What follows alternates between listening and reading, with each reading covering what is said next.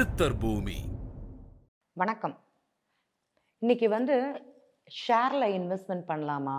ஏதாட்டி யோகம் கிடைக்குமா? திடீர் அதிர்ஷ்டம் என்னுடைய ஜாதகத்துல இருக்குதா? இந்த மாரி கேள்விகள் தான் நெறைய ஜாதகர்கள் அப்படிங்கிறது கேட்குறாங்க. எதற்காக இந்த கேள்விகள் அவங்களுக்குள்ள வருது? அப்படிங்கிறத முதல்ல நம்ம ஏஎல்பி லக்னத்துல அவங்க ஜாதகம் பார்க்கும்போது, ஏஎல்பி ஜாதகம் பார்க்கும்போது நமக்கு தெரியும். ஏன்னா அவங்களுடைய நட்சத்திர புள்ளி அப்படிங்கிறது ராகுவுடைய நட்சத்திரம். நீங்க கண்ண மூடிட்டு பாருங்க. உங்க ஜாதகம் நீங்க ஏஎல்பி சாஃப்ட்வேர், ஃப்ரீ சாஃப்ட்வேர் எடுத்து பாருங்க. ஏஎல்பி நட்சத்திர புள்ளி ராகுவாகவோ, கேதுவாகவோ இல்லைன்னா உங்களுக்கு அந்த கன்னியா லக்னமாக இருந்தது அப்படின்னா, சித்திரை நட்சத்திரம் 1ஆம் பாதம், 2ஆம் பாதமாகவோ, இல்லை எனக்கு மீன லக்னம், அக்ஷய லக்னம் போகுது. உத்திரட்டாதி நட்சத்திரம் உங்களுக்கு நட்சத்திர புள்ளிகளாகவோ இருந்தால் மட்டுமே இந்த திடீர் யோகத்தையும், திடீர் அதிர்ஷ்டையும் கேள்வி கேட்கக்கூடிய தன்மை உங்களுக்குள்ள இருக்கும். அதே மாதிரி இந்த விருச்சிக லக்னம் போகும்போது கேட்டை நட்சத்திரம் போகக்கூடிய நண்பர்கள் இந்த மாதிரி கேள்வி கேட்பாங்க. ஒரு யோகத்தை நமக்கு கொடுக்குமா இந்த கிரகங்கள் அப்படிங்கிற கேள்வி அவங்களுக்குள்ள வரும். இது எல்லாருக்குமே நடக்குமா அப்படின்னா கண்டிப்பாக கிடையாது. ஒரு சில நண்பர்களுக்கு மட்டும்தான் அந்த குருட்டதிர்ஷ்டம்னு சொல்லுவாங்க, யோகம்னு சொல்லுவாங்க, அது இருக்கும். அது எல்லாருக்குமே அமைப்பு கொடுக்குமானா கண்டிப்பாக கொடுக்காது.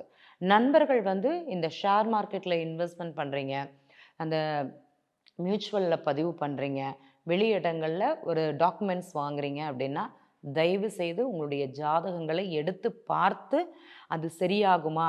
இன்னைக்கு மாத்திரம் பார்க்கக்கூடாது. இன்னைக்கு உங்களுக்கு லாபமாக இருக்கும். 2 வருஷம் நல்லா இருக்கும். 4 வருடம் கழித்து அதோட பலனை அனுபவிக்க போறீங்கன்னா, 4 வருடத்திற்கு பிறகு உங்களுடைய வருமான ஸ்தானம், லாபஸ்தானம் எப்படி இருக்குது அப்படிங்கிறத பார்த்துட்டு இன்வெஸ்ட்மெண்ட் பண்றது நல்லது. ஏன்னா இன்னைக்கு நமக்கு பார்க்கறது எல்லாமே ரொம்ப பச்சை பச்சையா இருக்கும். அதாவது மகிழ்ச்சியா இருக்கும், சந்தோஷமா இருக்கும். நமக்கு வருமானத்தை உடனே தரக்கூடிய ஒரு தன்மையாக இருக்கும். எதிர்காலத்துல திட்டமிடும்போது எதிர்கால தன்மை, என்னுடைய ஜாதகத்தின் நிலை, என்னுடைய வருமானத்தின் நிலை எப்படி இருக்குது, என்னுடைய லாபஸ்தானம் எப்படி இருக்குது அப்படிங்கிறத பார்த்துட்டு இன்வெஸ்ட்மெண்ட் பண்றது நல்லது. நண்பர்கள் நிறைய பேர் கேட்பாங்க, நாங்க ஷேர் மார்க்கெட் பண்றோம், பண்ணிட்டு தான் இருக்கோம், எந்த மாற்றமும் கிடையாதுன்னு. நீங்க பண்றீங்க, உங்களுக்கு என்ன லாபம் அப்படின்னு தான் கேட்போம். 10 வருஷமா நீங்க தான் பண்றீங்க, நீங்க என்ன சம்பாதிச்சீங்க? இல்லைன்னா சம்பாதிச்சு எத்தனை இழந்தீங்க? அப்படிங்கிற கேள்விகள் தான் முதல்ல நாங்க கேட்போம். ஷேர் மார்க்கெட் அப்படிங்கிறது எல்லாருக்குமே எல்லா காலகட்டத்திலையும் கை கொடுக்காது. கோச்சார கிரகங்கள் மிக பலமாக நமக்கு வேலை பார்க்கும். ஒரு செயலை செய்யணும்னா நமக்கு கொடுத்துட்டு அந்த செயலை தாராளமாக செய்துவிடும். உதாரணமாக நான் ஒரு 10 லட்சம் ரூபாய் இன்வெஸ்ட்மெண்ட் பண்ணியிருந்தேன்னா கோச்சார கிரகம் அனுமதிக்கும். கோச்சார கிரகம் எனக்கு அழுத்தம் தரக்கூடிய பாவங்கள்ல வரும்போது 10க்கு பதிலா ஒரு 20, 25 லட்சம் வரைக்கும் என் கையிலேருந்து பணம் பறிமுதல் அப்படிங்கிறது நடக்குமானா கண்டிப்பாக நடக்கும்.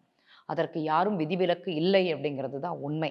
முதல்ல என்னுடைய பாவகம் 2ஆம் பாவகம் சொல்லக்கூடிய கிரகம் நன்றாக இருந்தால் மட்டுமே வருமானம், நீங்க சம்பாதிச்சாலும் சரி, சம்பாதிக்க போலனாலும் சரி, அதாவது வேலை பார்த்தாலும் சரி, வேலை பார்க்கட்டாலும் சரி, உங்களுக்கு வருமானம்ங்கிறது நிலையான வருமானமாக குடும்பத்தின் மூலமாகவோ ஏதோ ஒரு விதத்துல வந்துட்டே இருக்கும். இல்ல எனக்கு தொழில்னால தான் வருமானம் கிடைக்கணும் அப்படின்னா அந்த தொழில் ஸ்தானம் அப்படிங்கிறது நல்லா இருக்கணும். அதனால வருமானம் வருதா அப்படிங்கிறத நம்ம பார்க்கணும். நிறைய நண்பர்கள் நம்ம அதை பார்க்க விட்டுடுறோம்.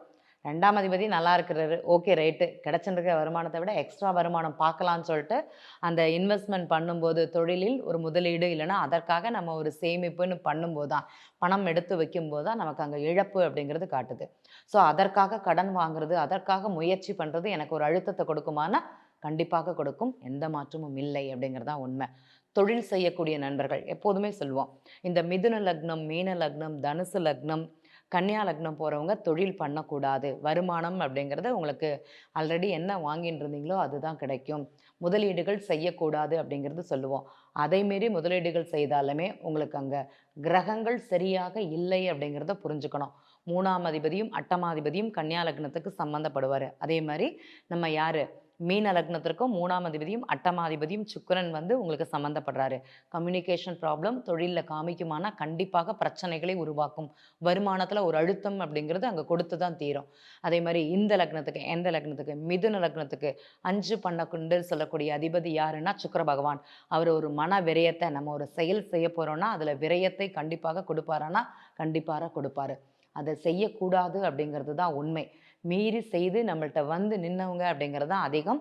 ஸோ நண்பர்களுக்கு ஒரு வேண்டுகோள், பிஸ்னஸ் செய்ய போகிறீங்க, எதுலையாட்டி இன்வெஸ்ட்மெண்ட் பண்ண போகிறீங்கன்னா ஒரு ஏஎல்பி அஸ்ட்ராலஜரை அணுகி எனக்கு என்ன ஏஎல்பி லக்னம், ஏஎல்பி நட்சத்திர புள்ளி, என்னுடைய வருமான ஸ்தானாதிபதி நல்லா இருக்கிறாங்களா, எனக்கு தற்போது நான் செய்யக்கூடிய செயல்கள்லேருந்து வருமானம் கிடைக்குமா அப்படிங்கிறத தெரிந்து செய்வது சிறப்பு. நன்றி. ஜோதிடத்தின் பரிணாம வளர்ச்சி ALP ஜோதிடம். இதை படிங்க, உங்க வாழ்க்கை உங்க கையில.